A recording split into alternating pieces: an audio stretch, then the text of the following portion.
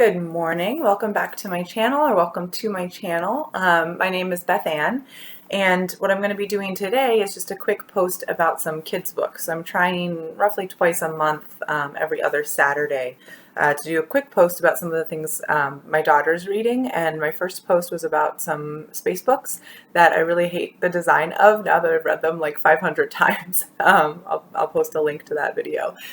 So today I wanted to just talk about two books that I really like, which is the first two books in what I hope will be a much longer series. It's very much set up that way. These are the Hex Vet books. So here's the first one, Hex Vet, Witches in Training by Sam Davies. And then the second one is Hex Vet, The Flying Surgery by Sam Davies. And even though my daughter is, she's 2 going on 3, she'll be 3 in about 2 weeks. These have been some of her favorite books, even though, I mean, as you can see, they're not 2-year-old books. So I would say that these are for more of like a late elementary schooler into middle school. So since I love them so much, I gave them to a friend of mine who has a 9-year-old, and he says his 9-year-old is just obsessed with these books. And so they do have their, graphic novel format. And they follow 2 girls who are apprentice witches in a world full of witches. Everybody's a witch. And these 2 girls are apprentices trying to earn their qualifications as a witch. They call it earning their witch hat.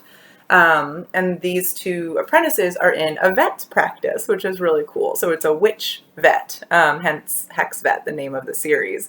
And they care for magical creatures, and they dispense charms and things to sick creatures. And in typical kind of fantasy story fashion, early on in each of these books, something goes wrong, and these 2 apprentices are, for various reasons, left on their own to deal with the problems. And so it's about them really growing into themselves as young adults and being able to solve problems and take responsibility and think creatively. And there's really good character development. So I would say kind of the main character that we follow the most is Clarion Wellspring, who is just a total sweetheart, just a very intent, very dedicated, very motivated, very sweet person. She likes to try to do what's right. She messes up sometimes. She's very loving and takes care of the people around her. And then we have Annette Artifice, the other apprentice, who is a bit of a work in progress. And what we're hearing through the first 2 books is alluding to some issues that her family has. We know she has a brother who's run afoul of the law, possibly connected to smuggling. A smuggling operation is actually part of the second book. And this is why my daughter loves these books so much. I think she fell in love with this flying pig. This flying pig is kind of the victim of some smuggling and was overworked in procuring potion ingredients for a crime syndicate and ends up in the vet. So Annette Artifice has some backstory going on. And then their mentor, who is amazing, Dr. Talon, who, especially in the first book, we don't see very much because, of course, the point is that the apprentices have to save the day on their own, right? But what we do see of her is a very strong mentoring relationship with these 2 apprentices. She's a woman of color, and as we're starting to really see unveiled in the second book, she also has more of a complicated history with some strong magic, maybe some dark magic, and some shady characters that's starting to get mentioned a little bit. So I hope I'm not, when I'm saying, I was talking about a crime syndicate and now shady characters, all very appropriate to what I think this grade level is, that late middle school, early elementary. There's nothing, it's all very, very age appropriate. And I'm just kind of excited to see where it goes. And from an adult standpoint, there's a lot of plot going on. There's all of these allusions to the bigger world that are done very well. And the character development is done very well, especially with Annette, the slightly more complicated apprentice. Especially with the influence of Clarion and with Clarion's friendship, Annette is really developing into a much more holistic, caring person over the course of just these 2 first books. So as an adult these are books that I'm not sick of reading, and with a 2-year-old, we read it read them all the time, you know, hundreds of times.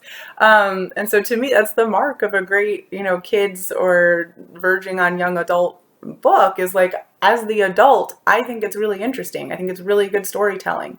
And then the art is really cute. I already showed, you know, a page spread, but you know, we've got really cute art. This is a good artist who's doing this.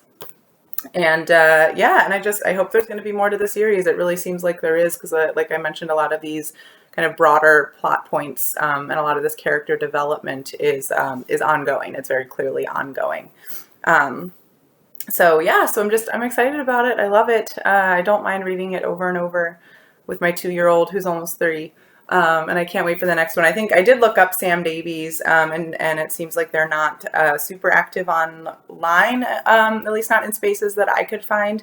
And I couldn't find news about another book, but these are pretty new. I think they came out, you know, fairly recently. So so yeah, my hope is that we're going to get another one. So I think that is all I really need to say about these books. Other than, oh, I did have one more thought, which was, you know, as a parent, so I think my parents, you know, they had like a thing against like comic books and graphic novels. So it took me until I was in like middle school to start discovering those. But I love this format for a really young kid, because my 2-year-old is getting introduced to theming and to characters and to storytelling, that if it were just words in a book, she would just really not be ready for. So another thing that we've started introducing to her recently is Charlotte's Web, which is a legit chapter book. And she'll let us read through like the first chapter, but she's just way too young to be invested in something that doesn't have pictures. And so she's focused on the pictures when we read this, but she's getting the story. You know, she will sit through this entire book.